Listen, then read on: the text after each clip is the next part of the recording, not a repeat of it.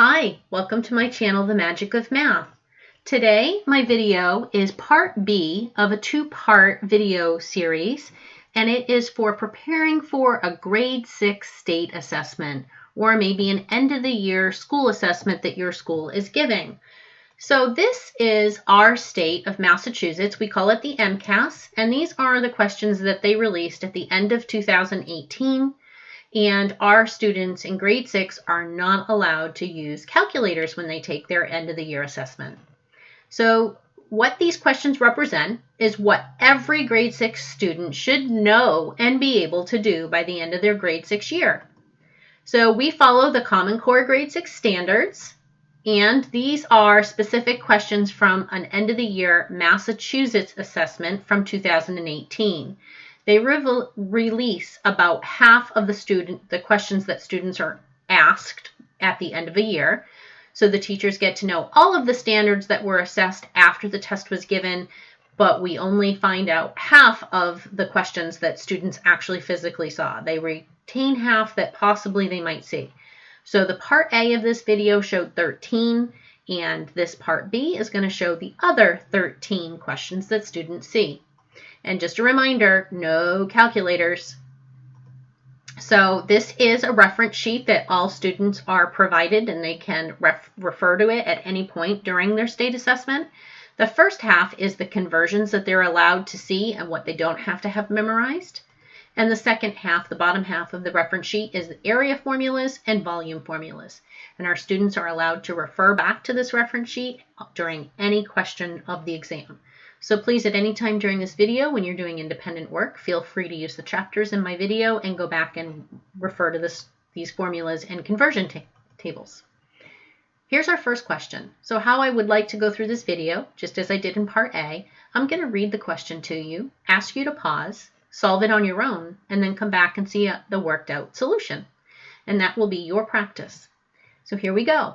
Ling earns $12 each time he shovels his neighbor's driveway. He earned a total of $108 shoveling the driveway last winter. Which of the following equations could be used to find W, the number of times Ling shoveled his neighbor's driveway last winter? Go ahead and solve. Come back and hit play when you're ready. Welcome back. Let's see how you did. So the first thing I want to do is note that 12 times W. Remember, there's an invisible multiplication sign here. When you see a number, a constant, next to a variable, this is multiplication. 12 multiplied by W. And we're going to multiply because every time, W is the number of times that Ling shovels, every time he shovels, he earns $12. And if you think about that in your real world, if you earned $12 every time you did a driveway, you need to know, did you do 4 driveways? If you did 4 driveways, it's 4 times 12. It's not 4 plus 12. You get $12 each time. So 12 plus 12 plus 12 plus 12 would be 12 times 4. So we know that he earned $108 total. He earned total $108. So that means 12 times the number of times he shoveled is going to equal $108. To solve this equation, I need to undo multiply. The inverse of multiply is to divide. But they didn't ask us to solve. They only asked us to write the equation. So part B is my answer. 12 times the number of times he shoveled it equals $108. Next question. Sophia mixed a paint in bucket. For every 3 cups of yellow paint she put in the bucket, she mixed in 1 cup of white paint. So she's diluting or lightening her yellow color. That's what happens when you add white. You're making it a lighter shade of yellow. So the combination she found that works was for every 3 cups of yellow, she puts 1 cup of white. What is the ratio of yellow paint to white paint in Sophia's mixture? Please pause, come back and hit play when you're ready. Welcome back. So we know that it's 3 cups of yellow, ratio 1 cup of white. So it's a 3-to-1 ratio, and that is A. Here we have a figure that is built out of 9 cubes. You can see that it's 3-dimensional, 3, 3, 3. So it's a 3 by 3. The edge length of each cube is 1/2 foot. What is the volume of the figure? Please pause, come back and hit play when you're ready. Welcome back. Let's see how you did. So the first thing I want to do is I want to note that this is a right rectangular prism. We can see that it's all cubes. They've told us it's all cubes, and we know that cubes have all right angles and all sides are equivalent. So we can use that it is the volume is length times width times height. And remember, a cube is a rectangle. So the first thing I want to note is that each side length of these cubes is 1/2. It says edge length of each cube. So not the whole picture that's shown here, each cube that makes up this figure. So each cube is 1/2. So when I do that, I know that this whole side is 3/2. 1, 2, 3/2. That side is also 3/2. We have 1, 2, 3 cubes there, so we know that it's 3/2 by 3/2, and then we have a height of 1/2. So now we're ready to go to our volume formula, which is length times width times height. So my length I've already identified to be 3/2, and my width is also 3/2, and the height of my figure is 1/2. Now this is repeated multiplication, so it doesn't matter what order you do, but I'm going to do them all at the same time. Multiply the numerators, 3 times 3 times 1, then multiply the denominators, 2 times 2 times 2 is 8. So the volume is 9/8, and I can see that my answers are all written as mixed numbers, so I'm going to convert this. 8 goes into 9 once with 1 left over, so I know my answer is 1 1/8 cubic feet. Next question. At the grand opening of a store, the owner gave away stickers and t-shirts to some of the customers.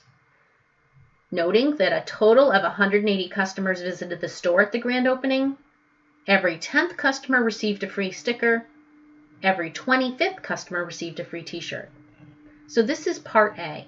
Our students are asked several open response questions where they have to show or explain how they got their answer.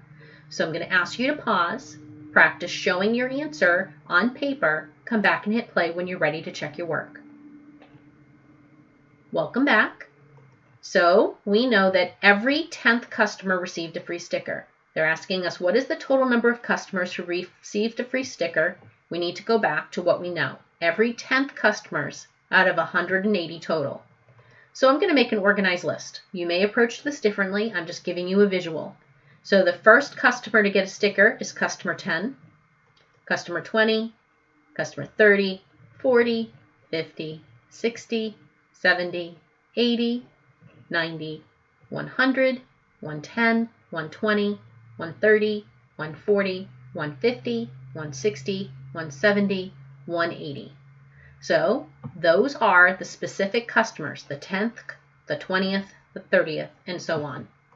So when we add those all up, I have 1, 2, 3, 4, 5, 6, 7, 8, 9 in the top row and 9 in the bottom, together making 18 customers received a free sticker. Part B. What is the total number of customers who received a free t-shirt?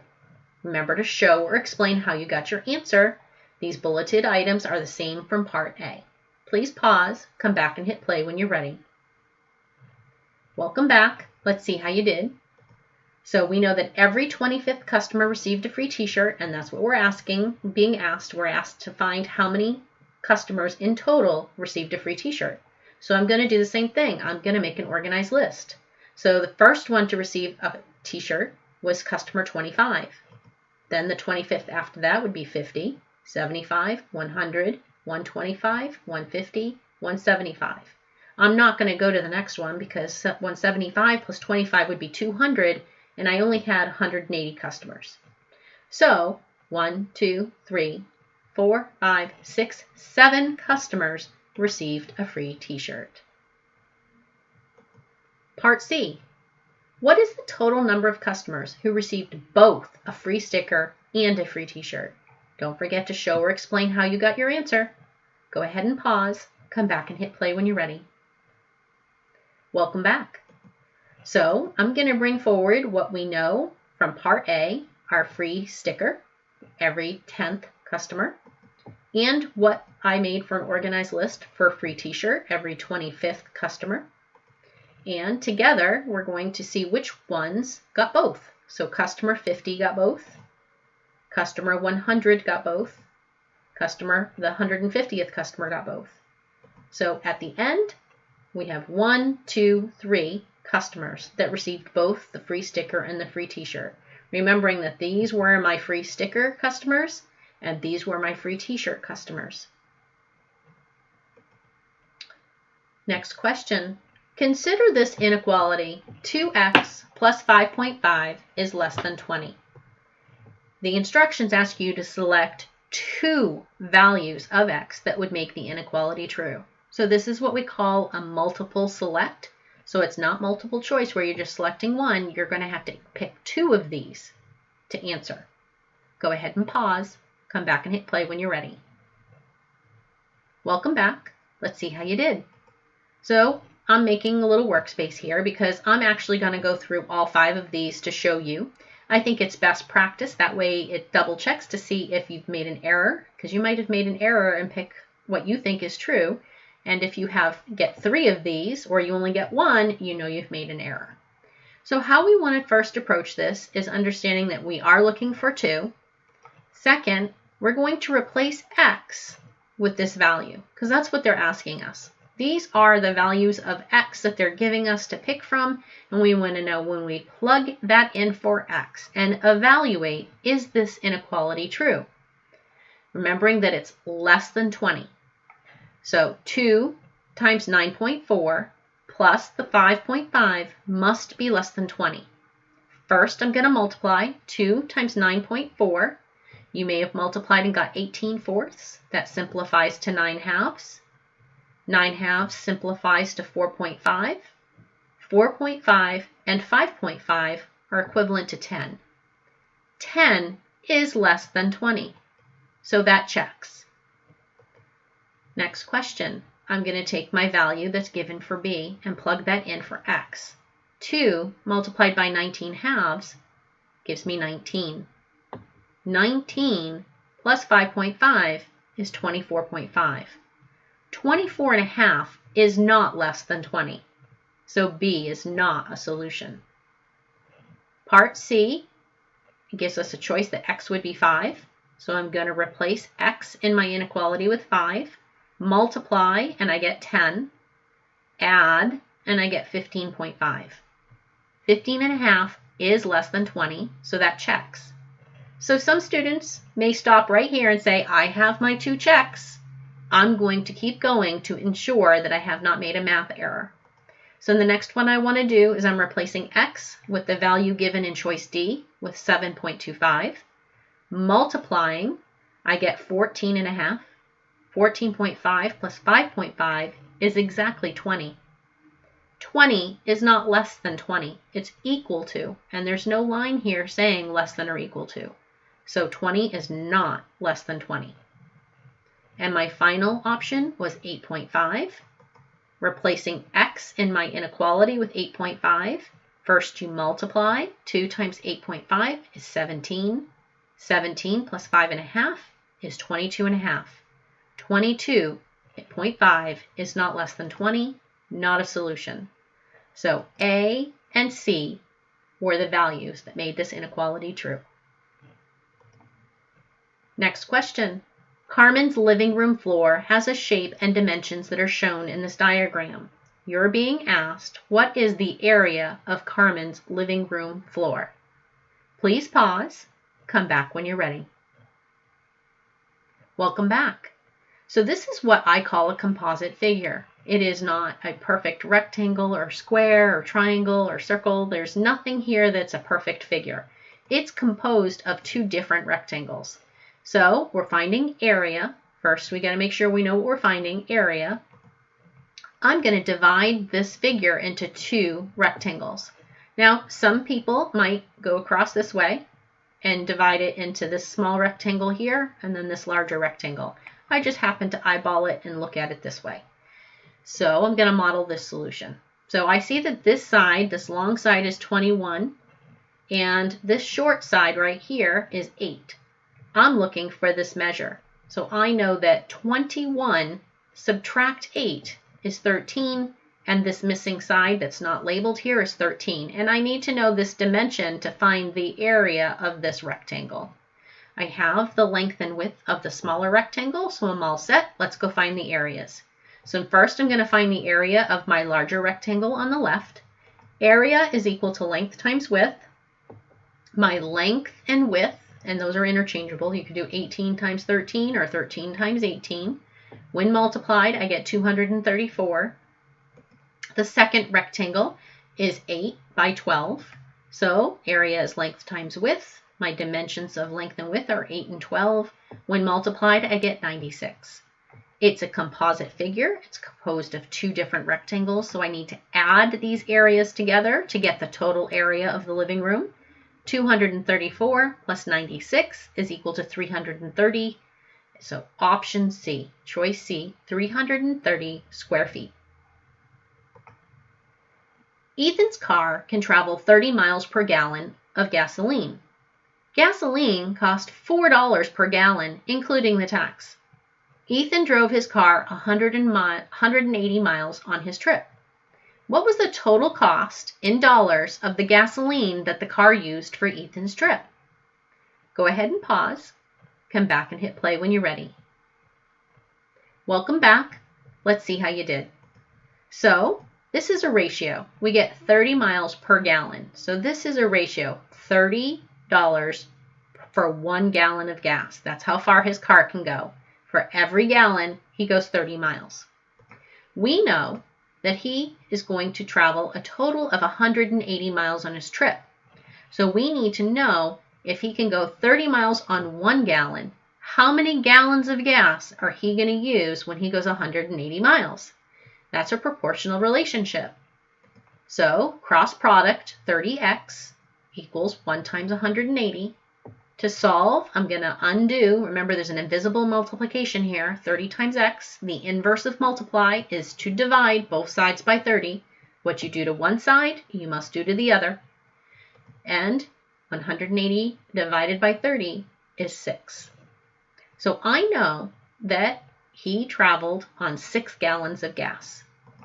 So now that I know that he went with 6 gallons on his 180 miles, and each gallon cost $4, 6 times $4 is $24, and he paid a total of $24 to travel 180 miles.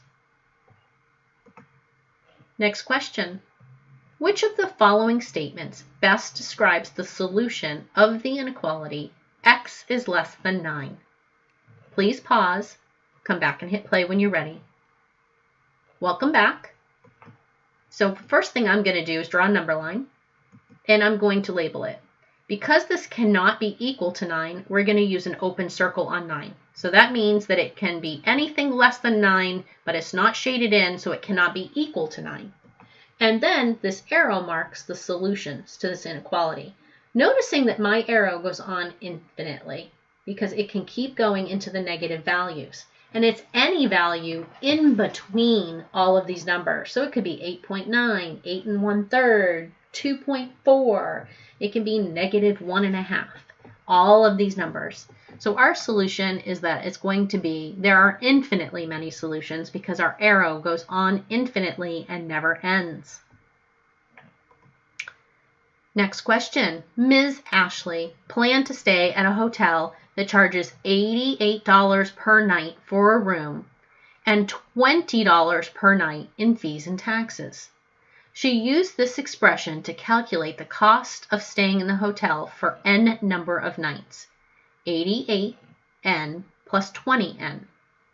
Which of the following expressions is equivalent to the expression that Miss Ashley used? Please pause now. Come back when you're ready. Welcome back. So these are what we call like terms. They both have a variable n. So we can add them together. When we add, we're going to add the coefficients and keep the n. So think of it as cookies.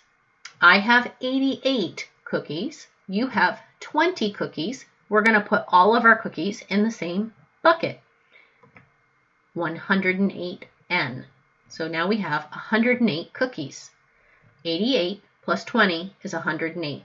So if you have 88 N's and you add 20 N's, that's what you get. Coming over to our choices, choice A matches what we got. So the answer is A. A bowl of punch is made by mixing 3 parts of juice to 1 part soda. Which of the following statements is not true about the punch? About the punch is not true. Go ahead and pause. Come back when you're ready. Welcome back.